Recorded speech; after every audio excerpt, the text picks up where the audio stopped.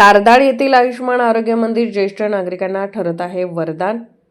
आयुष मंत्रालय, महाराष्ट्र प्राथमिक आरोग्य पथक व आरोग्य वर्धिनी उपकेंद्र अंतर्गत आयुष्मान आरोग्य मंदिर तारदाळ यांच्या माध्यमातून गेली 4 वर्ष ज्येष्ठ नागरिकांसाठी सुरू असलेला योगासन वर्ग ज्येष्ठ नागरिकांसाठी आरोग्यासाठी वरदान ठरत आहे। या योगासन वर्गामुळे तारदाळ व परिसरातील योगासन वर्गात सहभागी होणाऱ्या अनेक ज्येष्ठ नागरिकांसाठी अनेक व्याधीतून मुक्तता मिळत आहे। त्यामुळे तारदाळ मधून या योगासन वर्गाला वाढता प्रतिसाद मिळत आहे। तारदाळ जावईवाडी येथील आरोग्य केंद्रात दररोज 7 ते 8 या वेळेत आरोग्य विभागाचे योग प्रशिक्षक पांडुरंग घोडे हे नित्यनियमाने योगाचे वर्ग घेत आहेत। यामध्ये सूर्यनमस्कार, योगासने, प्राणायाम, योग प्रात्यक्षिके व आरोग्य विषयक मार्गदर्शन केले जाते।